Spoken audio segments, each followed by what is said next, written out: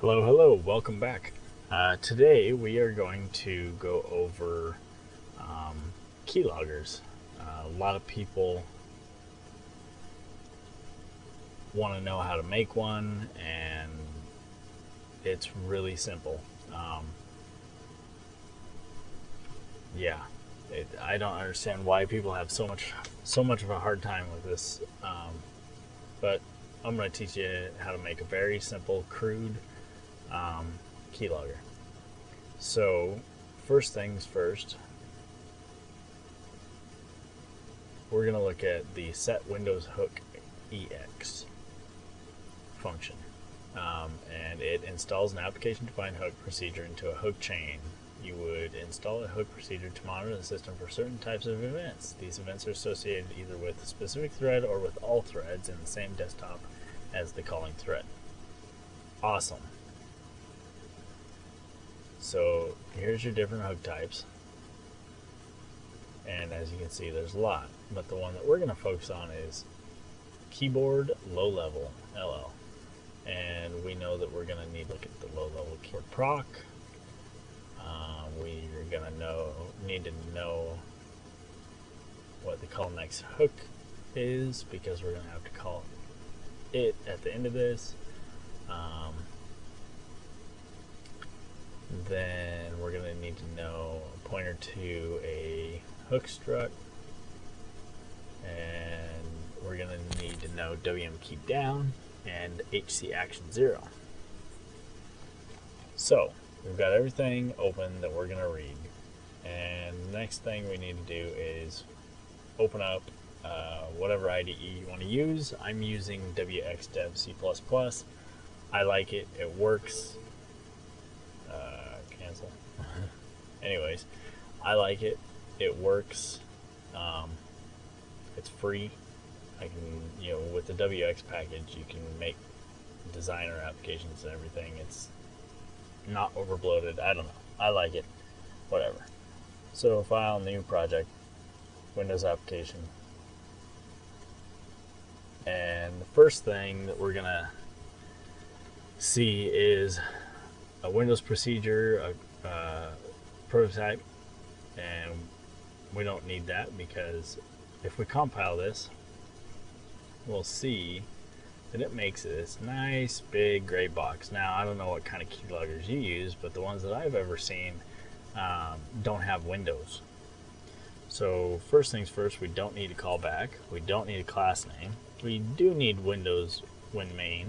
I'm gonna move this stuff a little bit, just personal preference, I guess. And there. We don't need to make a window. We aren't gonna do anything with messages quite yet. All this gobbledygook is for making a window. Showing the window, get message, translate, dispatch, and finally return. And 0. It's an int. 0 means success. And here's that function that we don't need. So now if we execute compile, we run, it runs, there's no window, and it stops because it just says return 0. So first thing that we're gonna do is make somewhere to output our stuff for, just for the sake of this video, so you can see that it's working. Normally you'd write a function to send it via email or HTTP post, something that doesn't require a connection or firewall or anything like that. I mean, getting through one. So yeah. But for this, we're going to make a console. Now, to make a console, first thing we need to do is make a couple of variables that are global, because we're going to be making a console here, but in our callback function, we're going to want to write to it. So we need a handle for my console handle. And we know that we're going to want a log. So let's make a log that's 124 bytes long and initialize it with zeros. Okay, The reason it is a global variable is we're going to be calling it from our callback function each time a key is pressed, but we don't want to redeclare it each time. So in this case, we're going to make it global. And we know that if we look at call next hook, we have to return the hook, which is actually optional. And the parameter is actually ignored. So that's one less global variable we have to make. I was going to say you have to put your hook handle out there, but you don't, because you can just do null. I think we'll find out. Okay, so then what we want to do is make a console. So we have a console handle. We're going to allocate a console, and then we're going to set that handle to the standard handle of standard output handle. Basically saying grab the console that we made here and set, my console handle to that value.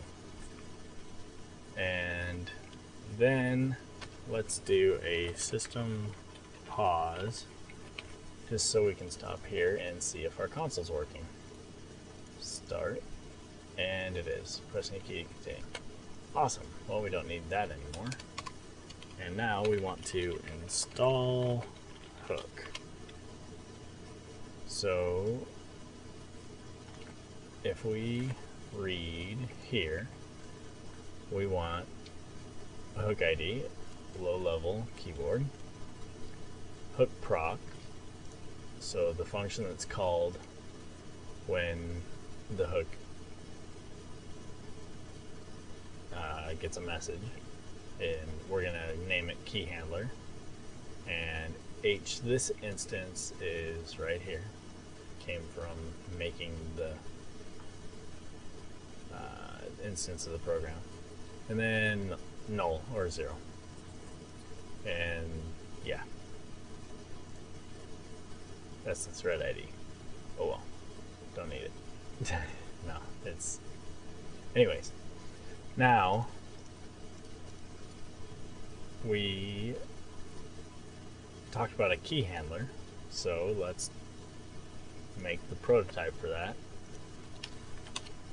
Prototypes. Our result callback key handler, encode w-param, w-param, l-param, l-param. Okay, so why is it called that? Well, or why did we declare it like that? Because this is the callback, the low-level keyboard proc. We can name it whatever we want, but it needs to match here. Okay, so now that we have the prototype, we can write the function, callback function. And that looks like this. Callback function. L result callback, matches our prototype. We declare a D word for characters written. Why? Well, I'll tell you why. Because if the encode equals HC action and wparam equals WM key down, so on key press, we want to set the integer key code to, then this is your structure of your lparam, and we want the virtual key code that's stored in that structure. Then we want to take our log and set the last character, which is going to be a 0, to the key code. And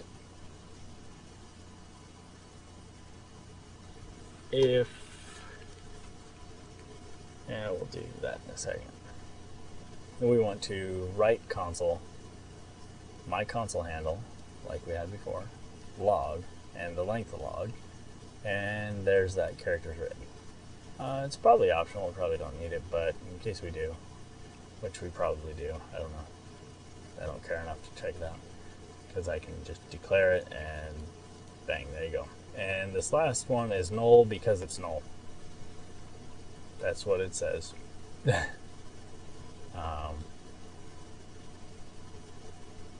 And then I want a new line character written. And then we need to return call next hook. We're going to try this null out.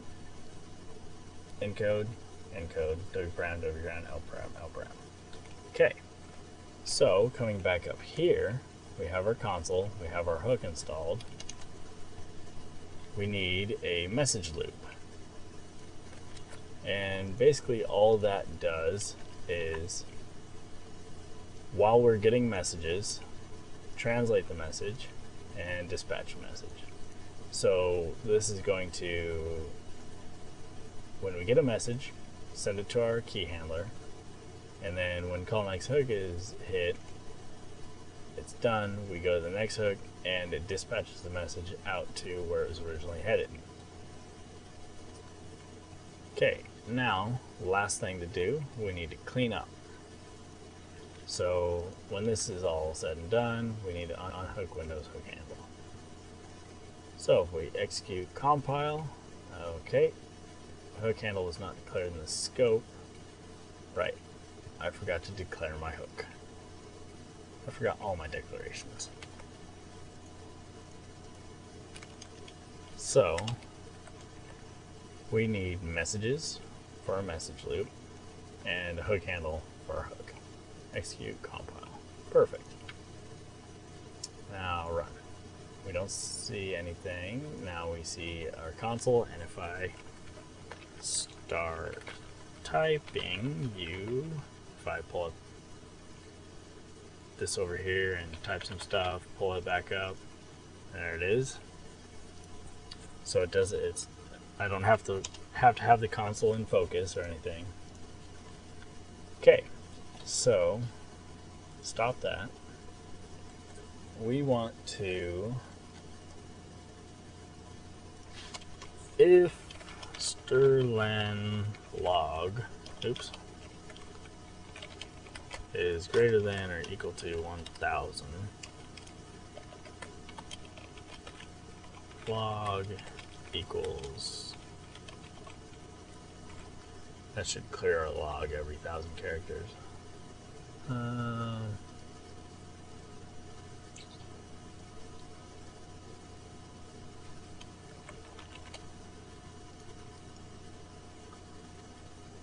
Okay.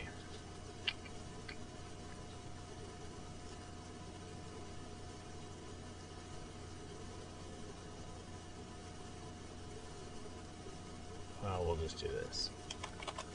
I know this will work.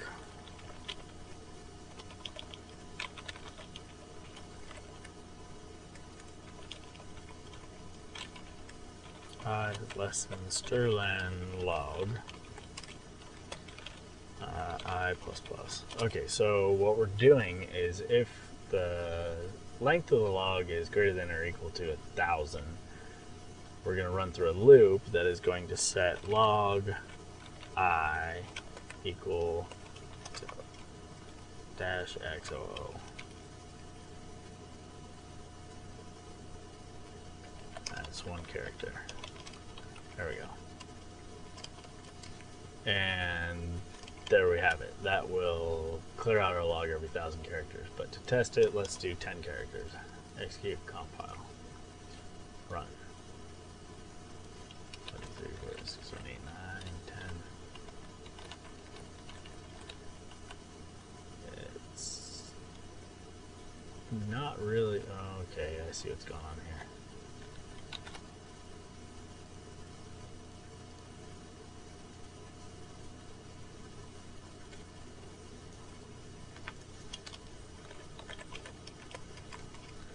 We don't want to evaluate the length of it every time.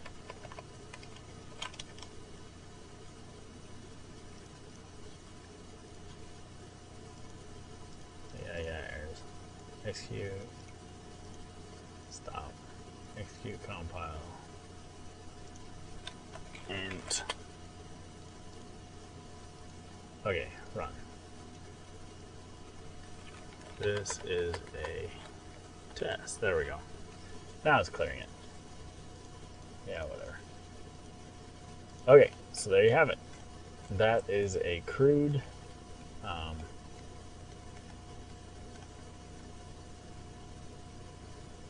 Keylogger. And yeah, thanks for watching. Sorry if this video was kind of dry or had too many pauses in it or blah blah blah blah blah. I'm kind of tired, don't really care, but I wanted to get this out there because it's been a couple weeks since I've made a video, so bear with me on that.